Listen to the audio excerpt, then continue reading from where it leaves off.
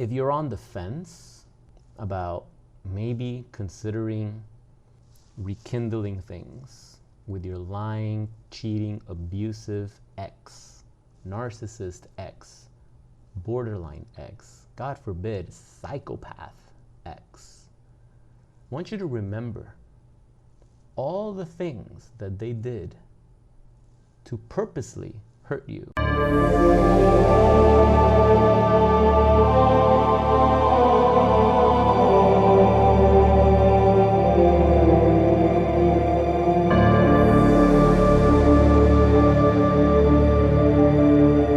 What's up, friends? Welcome back to another everlasting gob-stopping segment of Psychopath Exposure. I'm your host, Kira. Just want to talk about today how much worse things get when you take back a lying, cheating, narcissist, psychopath, borderline. How you think things were bad when you were dating the narcissist at the time. You think what you went through at the time, no matter how short-lived it was, you think that was bad. Your friends can't believe what you went through. You can't believe what you went through. You think that's bad. And yet, no matter what, when you give a cheating narcissist an opportunity to come back, when you forgive cheating and infidelity, and you take back a person with an antisocial personality disorder like narcissism, borderline, psychopathy, sociopathy, your life will get so much worse. And you think, how does that even make sense? Because you see, among normal people, you know, we all make mistakes and we all get into arguments, and sometimes friendships dissolve or you drift apart. You know, you stop seeing eye to eye, tensions flare, and then time passes and you don't really spend that much time with that person anymore, whether, you know, friends, whatever. But, you know, you don't really harbor enough resentment where you can't speak with them, where you can't, you know, maybe, discuss things and let bygones be bygones and put things behind you. And, you know, we're adults, we grow. And the more we grow, the more we realize how life is short, or how short life is. And how some things that you were angry about in the past really didn't even matter. And you can rekindle things and you can grow that friendship again or that relationship. And yet you think that when you're dealing with a narcissist or a psychopath or a borderline, you think that those same rules apply. You think that they think like you, but they don't. And they're incapable of thinking like you. This is why it's considered a personality disorder. And this is why it's a disorder. It's not a disease. It's not a sickness that you can take some medication, take some antibiotics, and then you're cured. It's not like that. It's a disorder. It does not have a cure. You know, some people argue that, oh, you can cure borderline personality disorder. No, you can treat it. Sometimes the symptoms, the behavior tends to recede, it goes away, but then it comes back based on your environmental triggers. I'll make a video about that in the future. But, you know, a narcissist personality disorder, psychopathy, sociopathy, like that, you know, you can call it a mental illness just for the sake of, you know, dropping that label on it, but it's not like, it's not, again, it's not something you can take an antibiotic for and it goes away. It's just, there's trauma in there, their upbringing and certain environmental factors trigger that type of response. You know, these people do not know how to truly love somebody.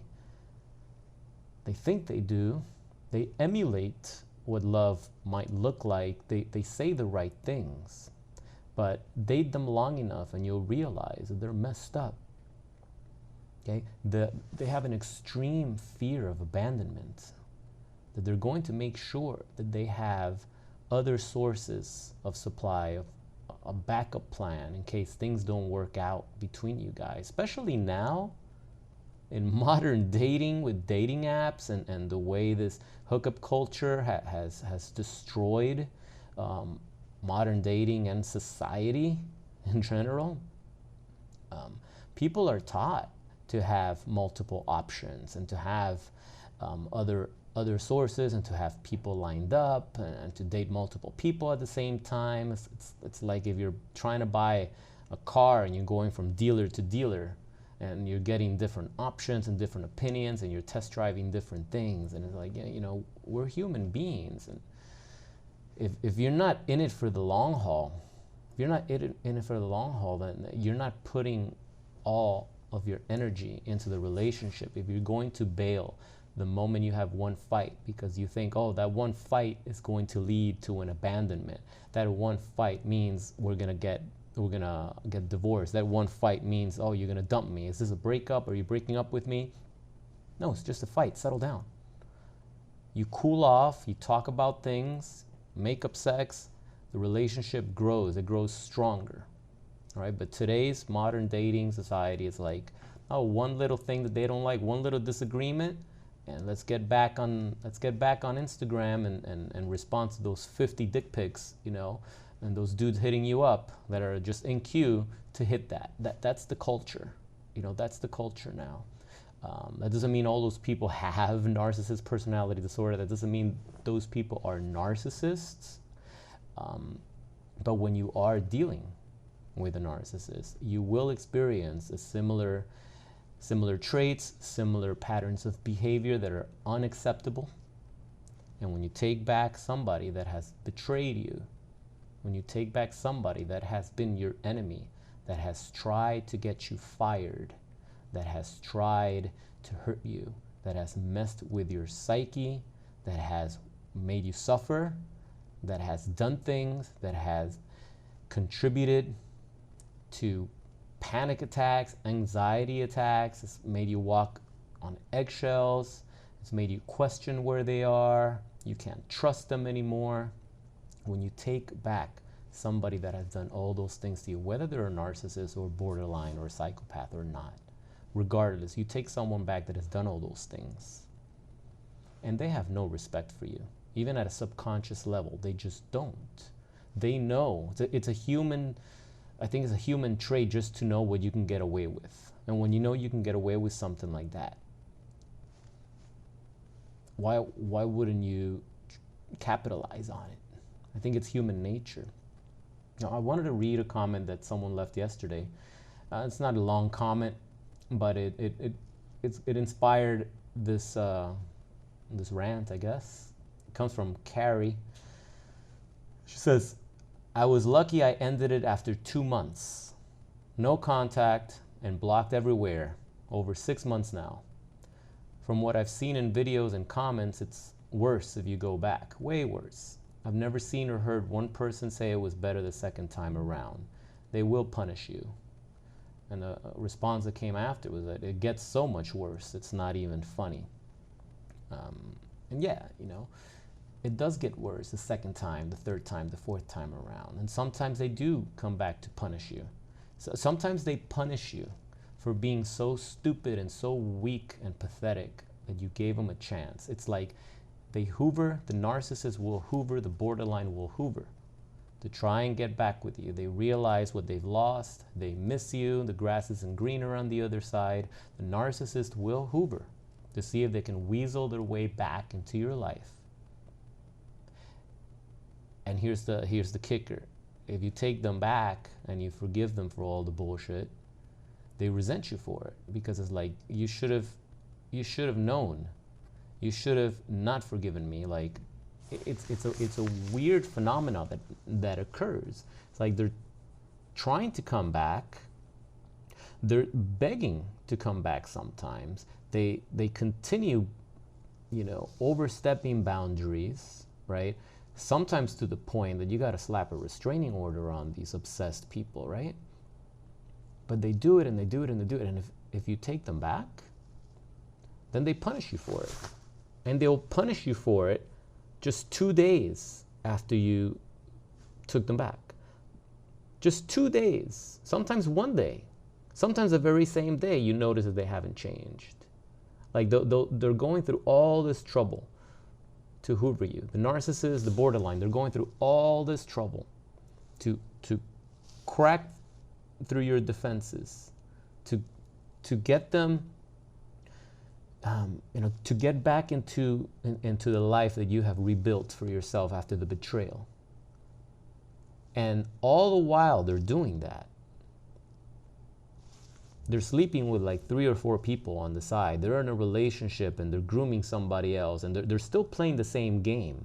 And you think, as the recovering victim of narcissistic abuse, you think that they're clean, that they're not sleeping with anybody, that they're not dating anybody, that they've just been thinking about you all this time, and they're coming back, with a clean slate. You think that. They make you think that too. Or a lot of times, the victim of the narcissist, of the discard, the person that was discarded, will idealize the narcissist. They will idealize the borderline and create these narratives like I just explained, that they're single, they haven't dated anybody, they haven't slept with anybody. And none of that's true. And you can't even confirm that. It's just what you're idealizing that. So in your head, you start coming up with a scenario and say, it's been so long, I haven't been happy since then. And then you start ignoring all the red flags and you forget all the things that they did to you. And you take them back. And then you quickly realize that they're still seeing the same person. They're still hiding their phone from you. A dating app notification pops up right in front of you. They're doing things that just feels like they're nervous around you, right? They're getting all these texts and they're not responding to them all of a sudden. Like we could sit here all day and talk about all the different things that happen, but you realize right away that nothing has changed, because there's no cure for narcissist personality disorder. There's no cure. So it's not like they're going to change. They just miss you at the time. They can't accept that they lost you. They can't accept that finally somebody in their life that they fucked over has some sort of boundaries, because nobody else apparently does, because they're screwing everybody else up. But you got away. You had it. You said, that's it, I'm done. I'm done with this toxicity. That's it, I'm cutting you out for good. And they're like, wow, this person actually has boundaries. Let's see how strong those boundaries are. And it's like they have to try and tear them down. And the minute they do, the little respect that they might have had for you during the narcissist re-idealization phase, when they start to re-idealize their discarded victims, the little respect that they might have gained, the moment you take them back, is all out the window. Because in reality, it's like, why would you take back a cheater? What does that say about you? What, you don't think they're thinking that? Especially like women narcissists taking back a man, like a man takes back a woman that cheated on him. That's like so unmasculine. That's such an unmasculine trait, to take back a cheater. What does that say about that man? She's instantly turned off. Just the fact that he took her back, turned off. You see that? So if you're on the fence about maybe considering rekindling things with your lying, cheating, abusive ex, narcissist ex, borderline ex, God forbid, psychopath ex, I want you to remember all the things that they did to purposely hurt you, because these things were not done by accident or by mistake. The narcissist, the psychopath, they make moves calculated, okay? Their every move is calculated. They know what's going to hurt you. And if they feel that at some point maybe you had hurt them inadvertently, they're gonna carry that pain, that narcissistic injury, they're going to carry that, and they're going to punish you for what you did or for what they think you did. Because a lot of these deranged fools, they imagine things that never happened. They can't see reality for what it really is. They like, you'll say something or you'll do something that's completely meaningless, and they'll ascribe intent to what you did, and they'll take it and they'll see it through their traumatized, disordered lens. Okay, they'll take it personal and they'll punish you for it, and you'll be sitting here like, what the heck did I do? Like, I haven't, what are you talking about? And they'll accuse you of things that you haven't done, and they'll punish you for things that they think you did, which you didn't do, and there's no proof of it because it never happened and it doesn't exist. But they believe it. The psychopath, the sociopath, they believe these things. They have these voices in their head that they can't shut off. You guys think the rumination is bad from your end? These disordered individuals are constantly battling those demons. This is why they do the things they do, to escape from that hell, from that nightmare. So if you're considering taking back someone like that, a dangerous predator like that, just know that if you think things were bad before, well, you have no idea how bad it's going to get and how much punishment you're going to endure at the hands of the narcissist or the psychopath that hoovers. That Hoover attempt, believe me, that Hoover attempt is because things are not going as planned. And sometimes it's just a moment that they feel. It's just a moment. It could be for a few hours, or maybe their supply is unavailable, or maybe they got into a fight with the person they're dating because the person is finally onto them and they had to storm out of the house, and the other supply was not available. Like, sometimes it's a moment where things are just not flying the way they want, and they're like, okay, let's go through my options. And it's like, oh, I remember this guy. You know, let's hit him up and let's see what he's up to. I'm up for a new adventure. Let's see. And it's like they're throwing out these pings, right, to see what's going to respond back. And sometimes that's you. That's why I say, people, don't think that you're that special just because your narcissist ex is hitting you up. That doesn't mean that you were the one that got away. That doesn't mean that you're after of all the supply that the narcissist has. That doesn't mean that you're the special one just because you're being hoovered. You could just be one of the many that they're just sending out a text to see who responds. And I say, oh, this one responded. And then they deal with you. And then someone else responds. Oh, this one responded too. And now they feel that they have abundance again. Now they feel that they have options again. So it's like they grow in power and confidence, right? So it's not just you. There are many in the same position that you are. There are many. And if that's not the case, if they're not the type that has the ability to date so many people, and you're just that one person that they're just bonded to, you know, because the narcissist, the psychopath, can be bonded to their victims too. It's a different type of bond, but it's kind of the same. And I'll make a video on that too. But they can be bonded to their victims. Like, they'll abuse the victim over and over and over again. And the moment the victim says, hey, I'm out, they can't handle it. They fall apart. And that's where you see some of these deranged sociopaths. They lose their shit and they become obsessed and they start to stalk their victims. You would say, oh, why are they stalking me when they hate me and they've abused me and they've cheated on me? And now that I'm leaving, it's like, go fuck all the people that you want. I'm done with you. Why are they obsessed with me now? And it gets intense. And if you don't respond, if you're going no contact, if you're just trying to like move away from that toxic, abusive relationship, these sociopaths will not stop. And you gotta get the law enforcement involved. And you gotta press charges, and you gotta slap those restraining orders, and you gotta follow up, okay? Because these motherfuckers belong in a psychiatric ward. They need to be locked up. They need to be locked up. They are a danger to society.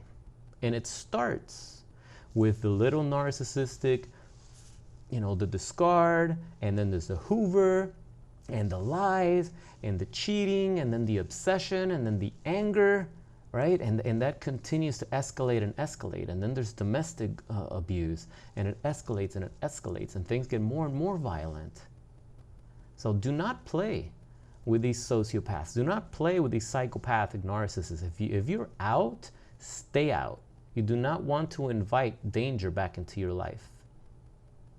All right?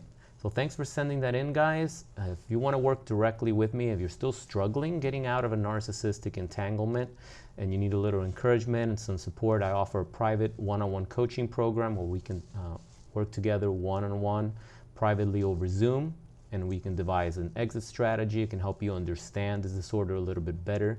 It's a coaching program to get you inspired and motivated to take action so that you can end this relationship. This is not about talking it out and making your relationship with a narcissist work. This is not couples therapy. This is to get the fuck out of Dodge. All right? So if you're serious about moving forward and recovering from narcissistic abuse and you want to work directly with me, I have a link below in the description where you can get more information on my coaching program. All right?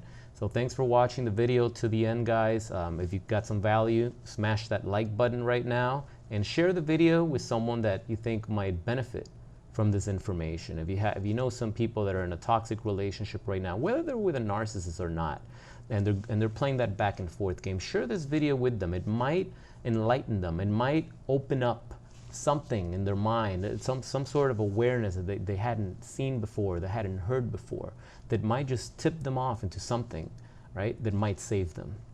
All right, so thanks for watching again. My name is Kita. This is Psychopath Exposure. If you have any questions or any videos you would like me to cover, any topics you want me to cover, just continue leaving comments below, and I read them sometimes, most of the time, often, and I'll pick some of the best ones and make videos as I can. All right, so that's it.